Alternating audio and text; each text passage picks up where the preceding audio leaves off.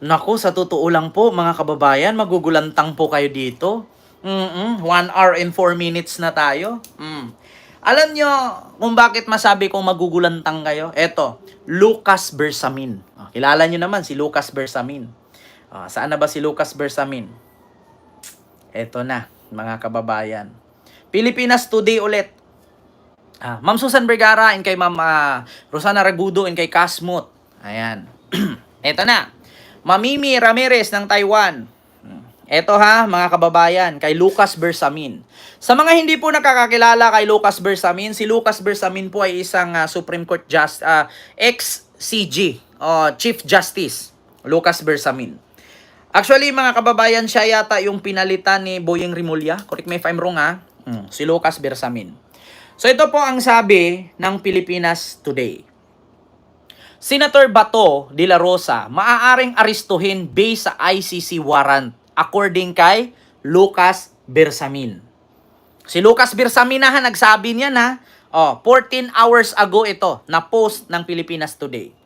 Sinabi ni Executive Secretary Lucas Bersamin na maaaring arestuhin si Senator Bato de la Rosa sakaling mag-issue na ang International Criminal Court ng warrant of arrest laban sa mambabatas kaugnay sa kasong crimes against humanity na ipinapatupad na war on drugs noong termino ni dating Pangulong Duterte. Ito ang ibinunyag ni Bersamin sa panayam ng QDO News nitong Miyerkules, Hulyo 16. Nako, July 6 pala ito, inihayag ni Lucas Bersamin, ni Executive Secretary ng Malacanang. Na Miyerkules, Hulyo 16, sa iginiit na kahalintulad na pagtrato ang paghawak sa kaso ni Senator Bato sa sinapit ni Duterte nang arestuhin ito noong Marso 11, 2025 at idiniretso sa ICC detention facility sa The Hague based sa inilabas na warrant of arrest. Nako po. Ito ang ibinunyag ni Bersamin, di ba? If there is Interpol red notice, we proceed. Nako po, patay ka ngayon Bato. Ako na nagsabi sa inyo mga kababayan, hindi na po ito galing kila hindi na po ito galing kila Attorney Conte, kila Trillanes, kila Leila de Lima, at sa biktima ng AGK. Kay Lucas Bersamin na po ito nanggaling. Naku po, Bato. Ito si Bato at si Digong, magkatabi. Sabi niya dito, if there is Interpol red notice, we proceed. But if the Supreme Court comes out with a ruling that say you must afford full due process before you surrender anyone, that's what we are going to do, paliwanag ni Bersamin.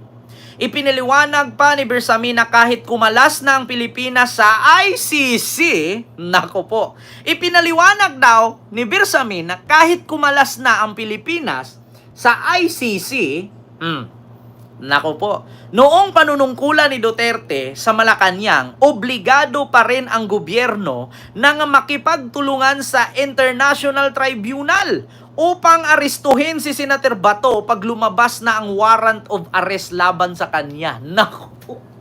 Ala, Bato!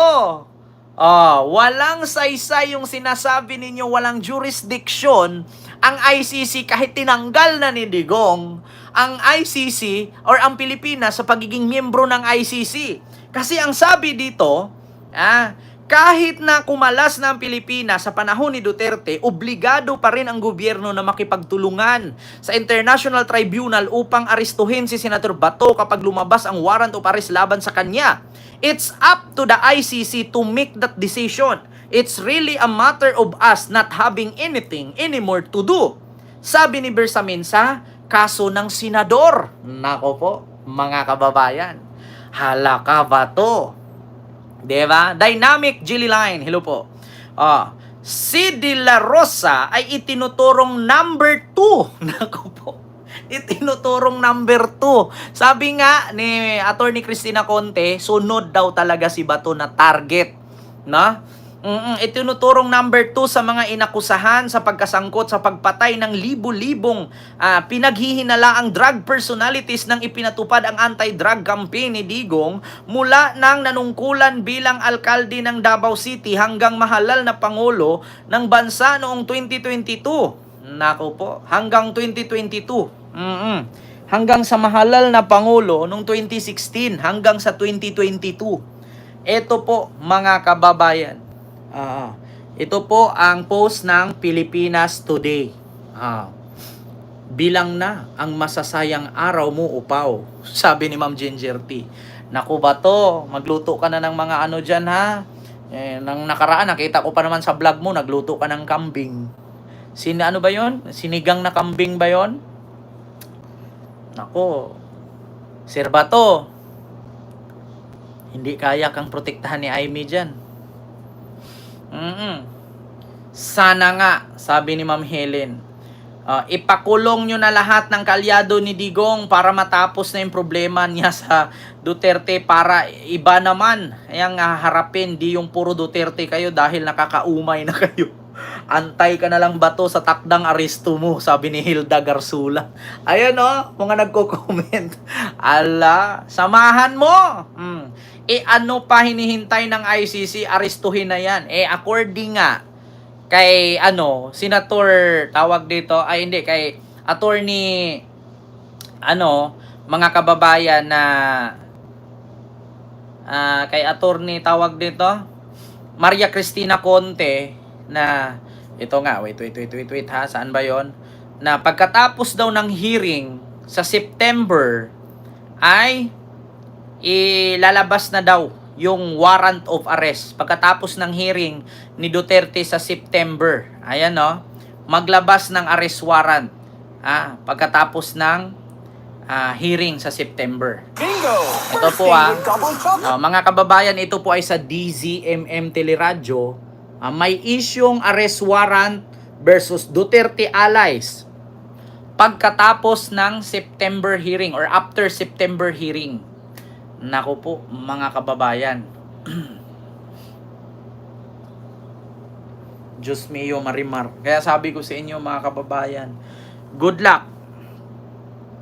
Ito ayan na kakaano lang din ni Attorney Claire ngayon lang pareho kami topic ni Attorney Claire Senator Bato takot o pikon. ES Bersamin aristuhin din siya.